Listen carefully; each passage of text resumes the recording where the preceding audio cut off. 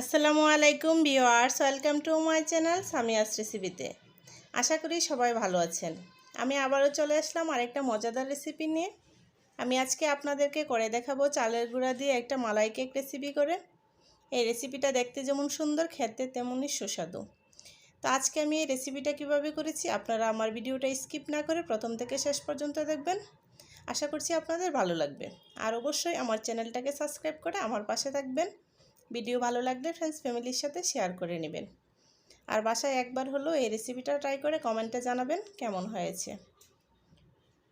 তার জন্য প্রথমে আমি নিয়ে নিলাম এখানে 1 কাপ কুসুম গরম দুধ, আর দিয়ে দিচ্ছি এখানে আমি 4 টেবিল চামচ চিনি। তো এখানে আজকে আমি চালের গুঁড়াটা একটু মিহি দানা দানা করে নিয়েছি, একদম পাউডার নেইনি। তো এখানে আমি 1 কাপ চালের গুঁড়া নিয়েছি। এখন দুধ আর চিনির সাথে চালের গুঁড়াটা আমি মিশিয়ে এটা 1 ঘন্টা রেস্টে রেখে দেব। তো 1 ঘন্টা পর আমি আপনাদের দেখাচ্ছি যে চালের গুঁড়াটা একটু ফুলে উঠেছে। এখন আমি এর সাথে অন্যান্য উপকরণ অ্যাড করে নেব। এখন আমি দিয়ে দেবো এখানে 1 চামচ বেকিং পাউডার, আর দিয়ে দেবো আমি এখানে হাফ কাপ সয়াবিন তেল। তারপর আমি এই মিশ্রণটাকে আবার ভালো করে একটু নেড়েচেড়ে নেব।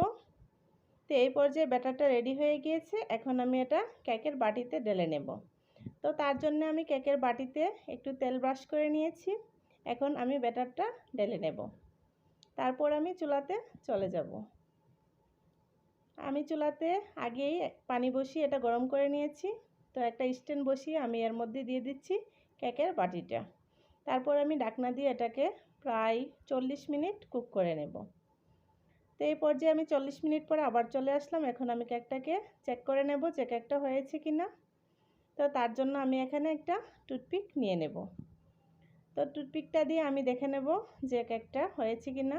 তো এই পর্যায়ে আমার কেকটা রেডি হয়ে গিয়েছে। এখন আমি এটা নামিয়ে একটা সাইডে রেখে দেব। তো এখন আমি কেকটাকে ডিমোল্ড করে নিয়েছি। তো কেকটা মাশাআল্লাহ খুব সুন্দর একটা কালার এসেছে, অনেক সফটও হয়েছে। তো এখন আমি এটাকে কেটে নেব। তো আজকে আমি এখানে এটা উপরে মালাই দিব। তো তার জন্য আমি এখানে কেকটাকে কেটে পিস পিস করে নেব। তো কেকটা খুব সুন্দর সফট হয়েছে। তো এখন আমি এটাকে 4 কোনা করে কেটে নিচ্ছি। তার উপরে আমি মালাইটা ঢেলে নেব। তো আপনারা চাইলে কেউ কেকটা না কেটেও এর উপরে মালাইটা দিয়ে সার্ভ করতে পারেন। তো কেটে নিলে ভালো হয়। তো এখন আমি এখানে মালাইটা দিয়ে নেব। তো মালাইয়ের সাথে আমি সামান্য ফুড কালার ইউজ করেছি। তো আপনারা চাইলে ফুড কালারটা অ্যাভয়েড করতে পারেন। তো এখন আমি মালাইটা ঢেলে নেব। তারপর আমি এখানে সামান্য কিশমিশ আর পেস্তা বাদাম দিয়ে কেকটাকে ডেকোরেশন করে নিচ্ছি। তো এই কেকটা দেখতে যেমন সুন্দর, খেতে তেমনই সুস্বাদু। তা আপনারা অবশ্যই বাসায় একবার হলেও এই রেসিপিটা ট্রাই করবেন। আর অবশ্যই আমার চ্যানেলটাকে সাবস্ক্রাইব করে আমার পাশে থাকবেন। আরও নতুন নতুন ভিডিও বানানোর সুযোগ করে দিবেন। তো এই পর্যায়ে কেকটা ডেকোরেশন করা হয়ে গিয়েছে। এখন আমি আপনাদেরকে এটা সার্ভ করে দেখাবো। তো এই পর্যায়ে আমার চ্যানেলে নিত্য নতুন রেসিপি পেতে অবশ্যই আমার চ্যানেলটাকে সাবস্ক্রাইব করে আমার পাশে থাকবেন। ধন্যবাদ সবাই।